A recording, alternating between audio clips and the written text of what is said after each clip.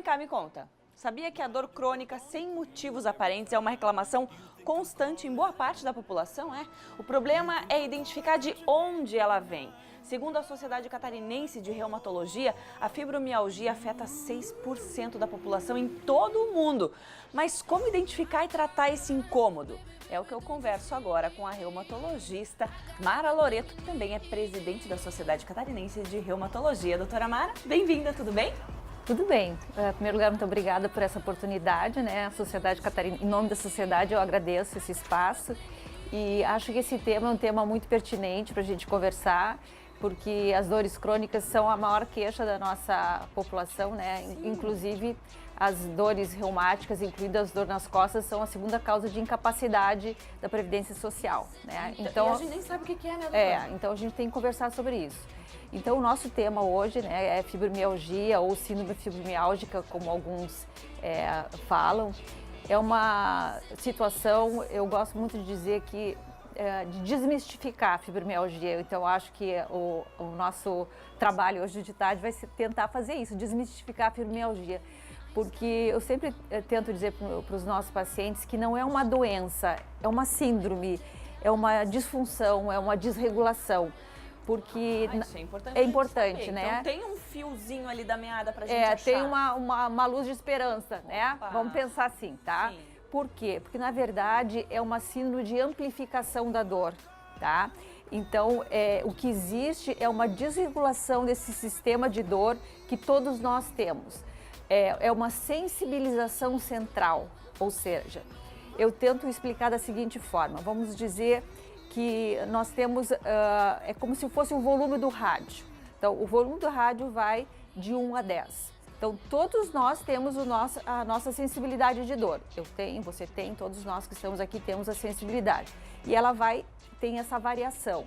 A pessoa que tem essa síndrome da fibromialgia tem essa sensibilidade no volumezinho mais lá embaixo, ou seja, algum estímulo que na verdade a gente não sabe a causa, não sabe o que estimulou essa hipersensibilidade, deixa a pessoa com estímulos, o frio, um estresse, uma outra doença, fez com que se desarranjasse esse sistema de dor e a pessoa tem uma hipersensibilidade a diversos estímulos e ela tenha muita dor no sistema músculo-esquelético de causa desconhecida. Isso que eu queria saber, doutora, como é essa dor? Ela dói superficialmente? Ela dói dentro do músculo? Como é essa dor para a gente identificar? Então, ela pode ser ou mais superficial ou mais profunda, nos músculos, nos tendões, nos ligamentos, nas articulações, tá? Então, é uma dor que ela pode variar de lugar, não sempre ela vai permanecer no mesmo lugar, tá? Então, são dores difusas pelo corpo, que se alternam de lugar e ela está associada, tem alguns pacientes que se queixam muito de crises de dor, de causas inexplicáveis, né? Que podem variar de duração de dias, semanas, meses, né? E que fazem exames e não conseguem encontrar um substrato anatômico para aquilo. E muita gente confunde com problemas reumatológicos. Isso. Não tem a ver. Não. A fibromialgia não tem um substrato de inflamação, não é uma inflamação, não é uma infecção. Como eu expliquei antes, ela é uma desregulação do sistema de dor, né? Então, na verdade, não é uma doença reumática per se, né? Na natureza inflamatória, como são as outras doenças reumáticas, né? Ela é muito mais uma doença do sistema, é uma doença uma desregulação do sistema nervoso central e não uma doença reumática inflamatória como a maioria das outras doenças. Então tá lá no sistema nervoso. Exatamente. Agora, doutora, se 6% da população no mundo, Certo. se a gente parar para pensar, é bastante coisa. Bastante.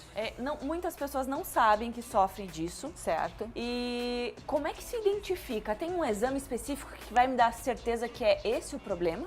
Tá. Ou é por exclusão? Tá. Eu acho que tocasse um ponto muito interessante.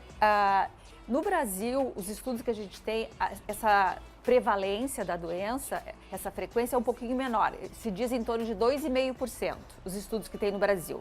No mundo, essa variação vai até 5%, 6%, no Brasil em torno de 2,5%.